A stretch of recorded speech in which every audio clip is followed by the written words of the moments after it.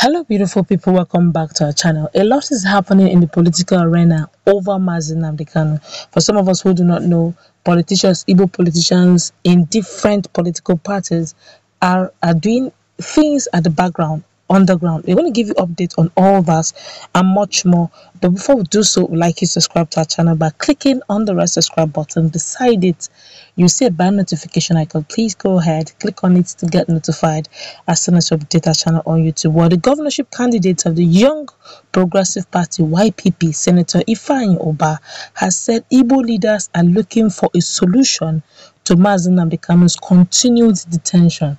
That sounds like good news, especially for those from the southeastern zone. Well, reports has it that Kanu, the leader of the indigenous people of Biafra IPOB, has been in custody after he was arrested and extradited back to Nigeria from Kenya. The pro-Biafran activist, who is expected to appear in court in October, is facing charges on terrorism, treason, incitement, among others. Nnamdi Kanu's group had declared a Monday sit-at-home to protest his detention, which it later suspended. However, killings and violence have befallen those that refuse to observe the sit-at-home despite its suspension, which means it's not even IPOB that's enforcing it. Let's continue with the news. Speaking on Monday, Speaking to BBC Pidgin on Monday, Senator Ubah stated that the continuous sit-at-home is traumatizing Southeast residents. He disclosed that Southeast politicians were working on a political solution to resolve the case of the detained IPOB leader. Ubah said, "You cannot estimate it. The trauma also is so much. The truth about it is that our governor should wake up and engage with IPOB. But honestly, they should." Let's continue. "It is IPOB that gives such order. Talk to them. Tell them that we are losing. We are agitating. We must fight for our brother. But we can't also be fighting for our brother and suffering our people. I believe in Nigeria entity. I believe also that we, the Igbos, through the instrumentality of our state government, can make Igbo a mini nation inside the nation," which is like restructuring. Let's continue. "We have everything as contained in the Nigerian constitution as a legitimate state, a state that can make what we want. I don't think unless I change the name of the state, I believe that the more I get from Nigeria, I can now partner with our brothers abroad to bring their aspirations and what they want in the state." That makes a lot of sense. But the question is, have you guys been to Ariaria Market of recent? Have you guys been to Opiweka recently? Have you guys tried looking at the major markets in the southeastern zone? It's a serious sight. It's a sore sight. During rainy season, you begin to wonder, are we truly, is this truly Araria? I'm not against what it's saying is about restructuring, but the question is, we keep hearing things like allocations and security votes, fundings, borrowing here and there. What is the change, effective change they're bringing to their state? While everybody keeps shouting, Buhari is this, Buhari is that, I'm not speaking for him, I'm not speaking against him.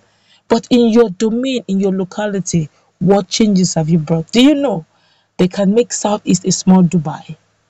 Do you know that with the big boys in Southeastern zone, the billionaires in South, they can actually come together and drench a lot of waters, the rivers, and allow, instead of using the Tinkan Island in southwest, you can decide to start using the ones closer to southeast.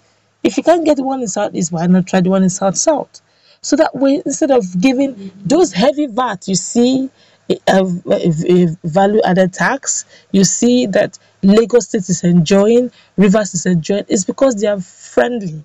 They've got ports, they get VATs, they get taxes.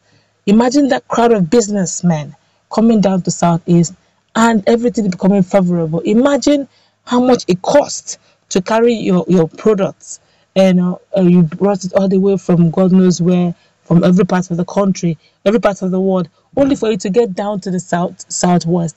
The money to cost you to bring it from the wharf down to the streets of Lagos, then down to the southeast, is more than double of what you used to even import it. Now that dollar is now, imagine if you carry that crowd of persons all the way from, south. Imagine if you bring the people in diaspora, those who are doing well in diaspora, businessmen scattered all over Nigeria, all over the world, coming with their millions, with their billions, changing the narrative of the South, is making it a small London or a small Dubai.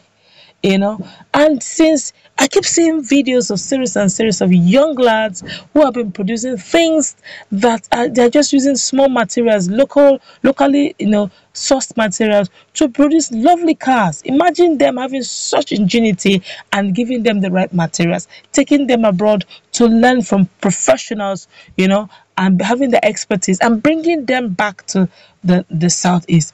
Imagine what southeast will become. So sometimes while agitation is going, I'm not against it. It's a choice. We all have freedom of choice.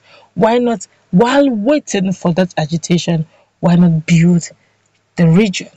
Why not have it at the fingertips when they said, go, you're already a nation made. Right now, I know that, like just President Muhammadu Buhari said, when it comes to the economic commerce of Nigeria, the Southeasterners are actually holding it in their hands. Is there a state a Southeasterner is not there? Please don't stay there. It's not habitable. Anywhere you go to in Nigeria and no Southeasterner is there, please don't stay there. It is not habitable. Because anywhere human beings can survive, an Igbo man will definitely strive there. So that gives an idea of the traits that makes them unique. Now imagine them coming together and doing that, and creating positive energy and not negative one. So I feel, personal opinion, I feel that Senator Ifeanyi is looking at it from a bigger picture. So whilst we are looking at the issue of Nigeria as an entity, that they must not also let their brother rot in detention. Okay, fighting against their own brother doesn't make sense. Let them, just the same way the Northerners are saying, look, the bandits are our brothers, so we need to do something about it. They are aggrieved, that's why they're going into banditry. So that's the same thing that should be done. Look into your brother, now they're looking at the level of what do we need to give so that our brother may be free. I feel that on the ground consultation is going on. There may be sacrifices that be made here and there just to ensure that they have a level playing ground. We do not know yet, but we'll keep keeping you updated as more info on this keeps coming out. I guess that's what we're going to wrap it up. For some of us who do not know, the politicians in Southeast region are actually working things out, seeing how they can have a soft landing for Nnamdi Kanu. But they've not mentioned exactly what it is they're doing, but they are definitely not keeping quiet. They may not be saying it on social media, but they're definitely doing something about it. That's what we're going to wrap it up. Let's get to that comment section. What's your take on what Senator Ifeanyi is saying concerning the standpoint of the Igbo politicians concerning Nnamdi Kanu? Let's interact.